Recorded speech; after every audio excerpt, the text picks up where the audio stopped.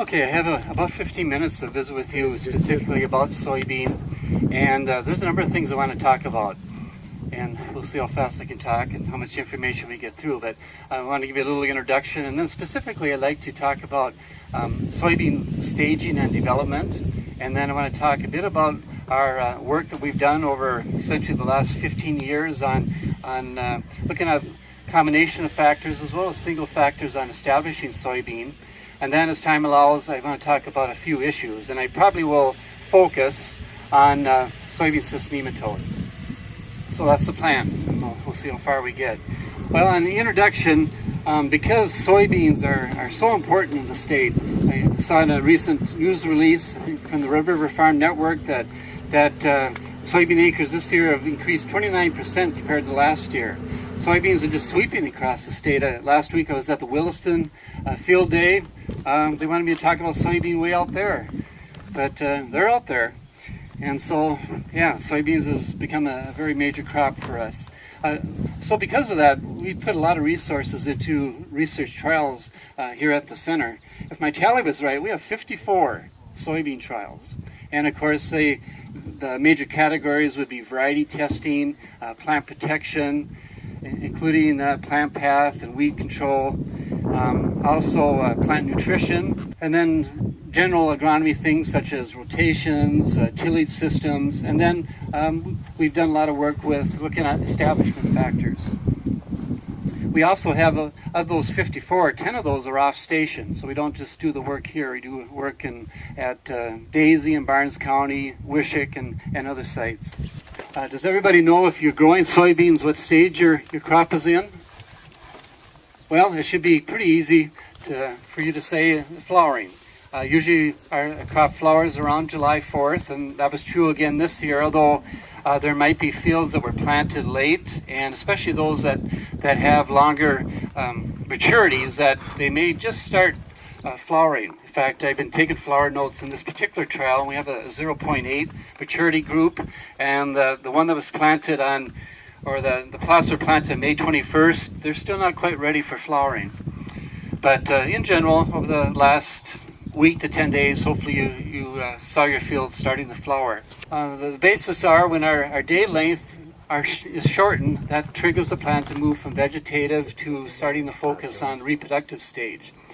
So it's kind of depressing, isn't it? Our days are getting shorter already. Well, the soybean is happy because now they can start working on seed production. And also there's a bit of development due to heat units, but much less as compared to corn or some other warm season crops.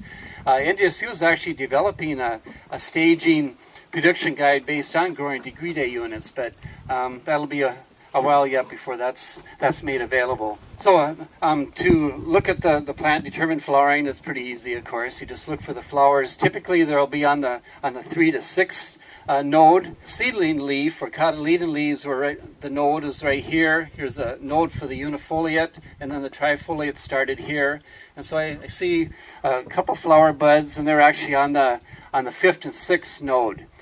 And when the flowers start to occur on the uppermost 2 nodes of the plant, I don't see any now, well then that'd be the R2 stage.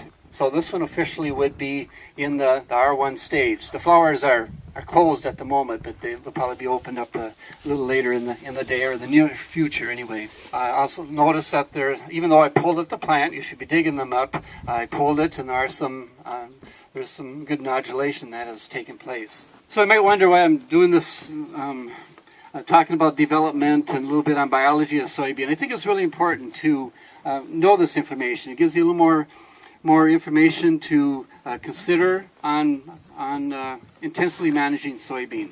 So that's why we're going through this. I guess one challenge I would have to you is that we would like the crop to canopy by first flower. Now, there may not be a soybean field in the state that's canopied, that's in the last 7 to 10 days because of our later season when we got started planting. But that should be a challenge to everyone. And the reason I say that is if the sooner the crop canopies, the more sunlight we can capture. And is there anything free in farming? Maybe the only thing is sun. And so let's make the most use of it and get that crop to canopy early.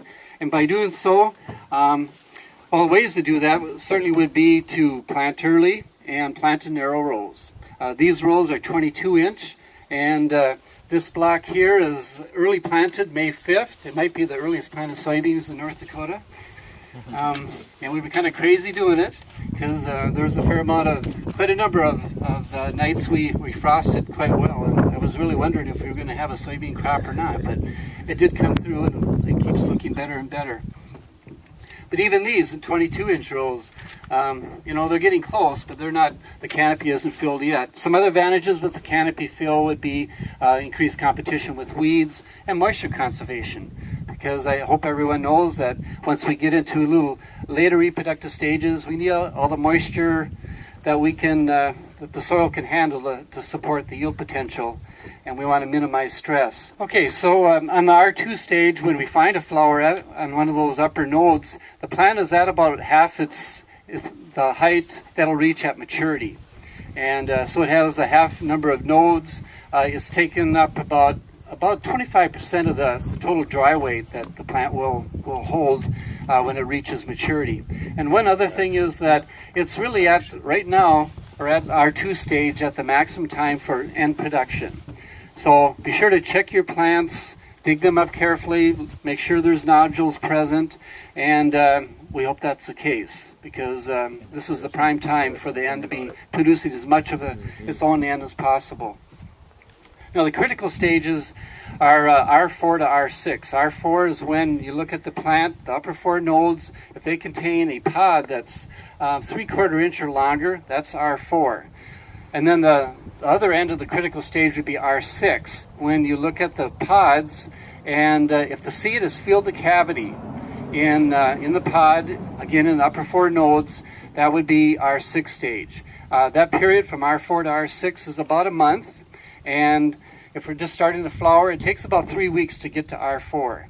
Also during that period from R4 to the early R5 stage, everything is happening with the soybean plant. They're still putting on foliage, they're flowering, they're producing pods and producing seed. And so that's the time when we want to minimize stress.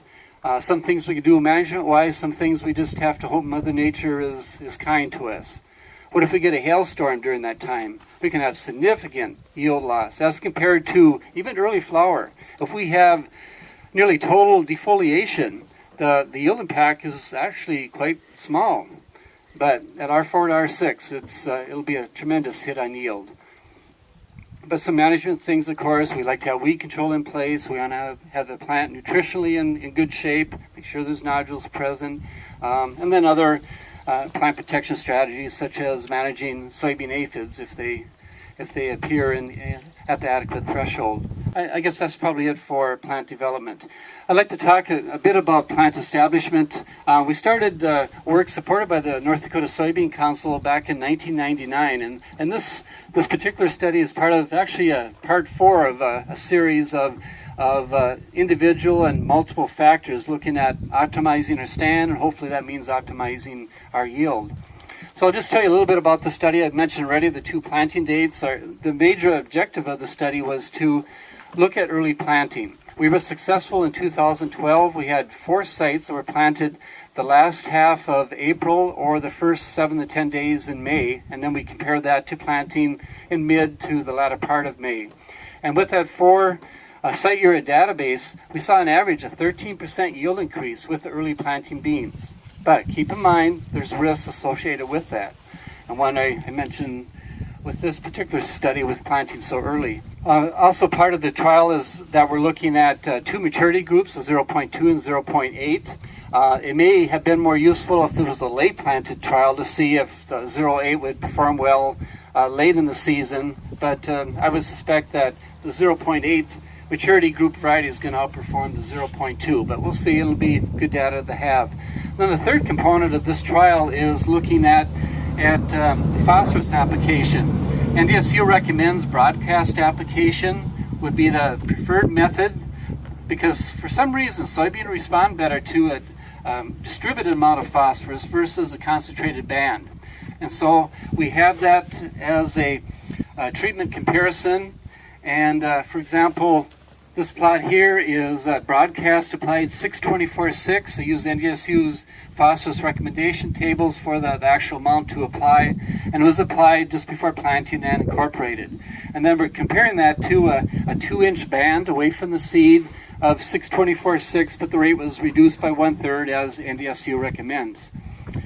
Currently, we have a relatively small database with a simple comparison of broadcast versus banded phosphorus. And so far, the database indicates no difference. But we're going to work on it a little bit more because with other states have indicated a clear yield advantage with broadcast applied phosphorus. For those of you that were challenged to get your soybeans in on a timely basis this year, maybe we're forced to go into June plantings. We have a fair amount of data from last year and some previous years indicating that if you are planting in June, expect to lose 5 to 8% yield compared to the last half of May planting of soybean. We've compiled a chart of 9 establishment factors, and I've talked about a couple of them already. Initial time in a weed control, phosphorus application, alternatives, planting dates. I'll just share some of the other yield advantages with some other factors. For example, tillage systems. In 19 site years of data, we see an advantage of 7% advantage with some level of reduced tillage as compared to conventional till. Previous crop. A lot of people, at least in the past, were tempted to grow beans on beans on beans.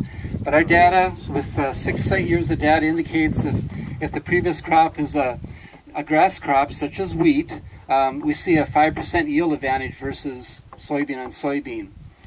Planting rates, we continue to recommend that you establish 150,000 plants per acre. And so we've been comparing 150 to 175,000 seeds being planted versus 100 to 130K, and there's a 5% yield advantage with that higher rate, the normal rate, 150 to 175,000 seeds dropped. Row spacing, I think you know already what we recommend. We want narrow rows. In our data, 14 to 21-inch rows on average yielded 3% higher compared to 30-inch rows.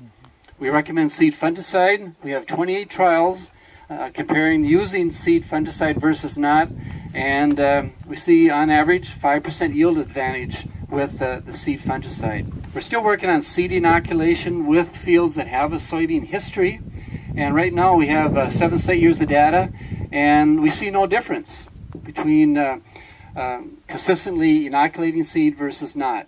So it's really your choice. Some larger databases are indicating a minor yield increase. I've seen yield increases of 2 to 3 bushels per acre with consistent seed inoculation versus not.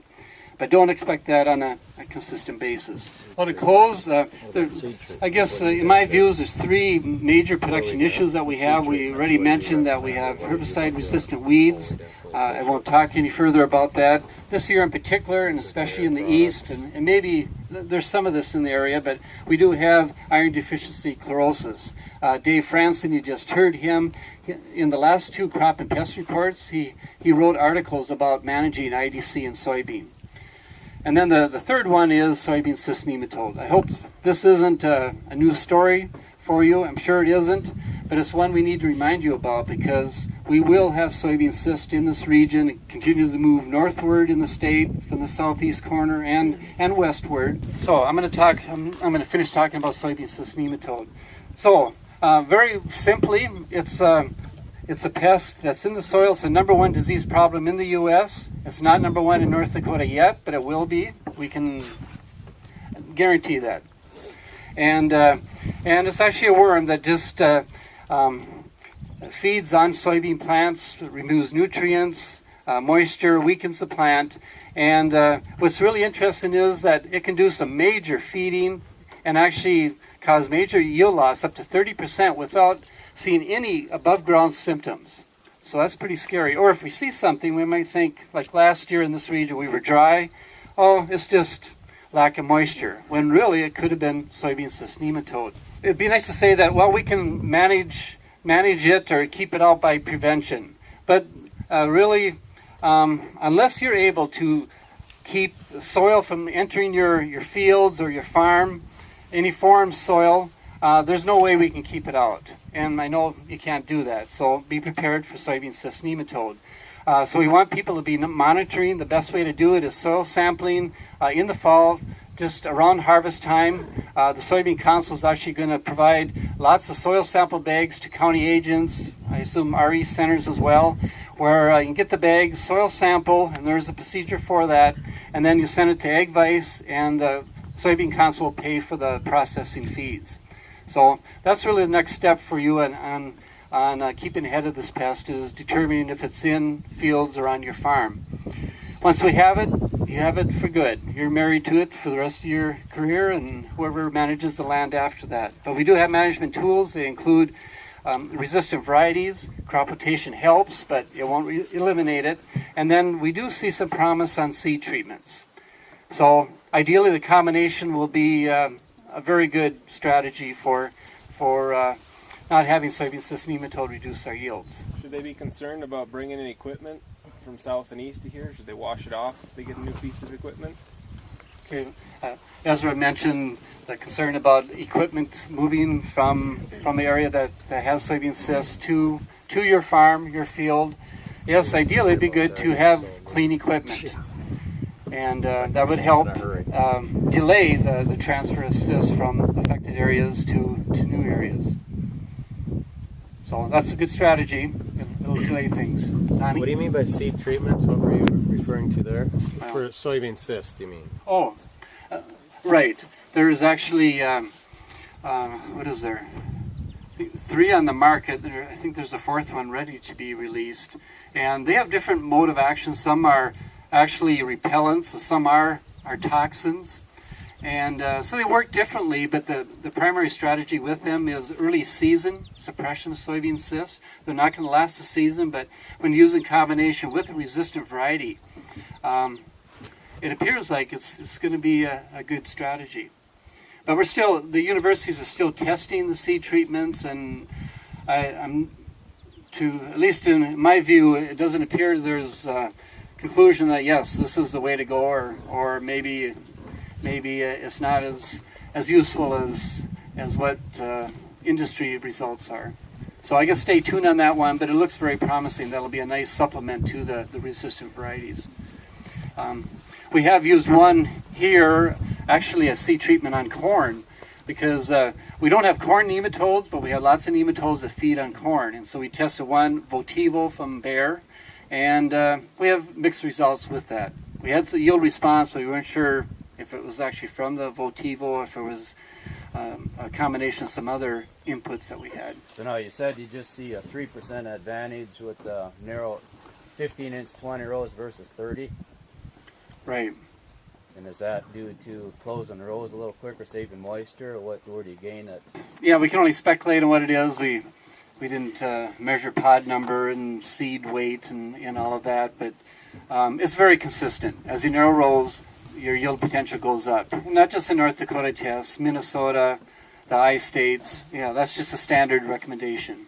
Now people will be tempted to go with wide rows for a number of reasons, because they're growing corn, might be number one, maybe to reduce sclerotinia. If you heard Michael, you guys haven't heard Michael Bunch's talk yet, but you will, and he's mentioning some work with soybean on different row spacings, and the bottom line is our risk goes down as those rows are widened.